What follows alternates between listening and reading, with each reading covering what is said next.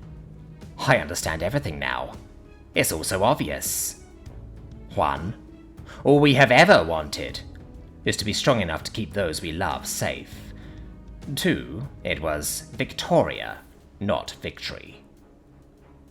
We once again unlock the mental cage.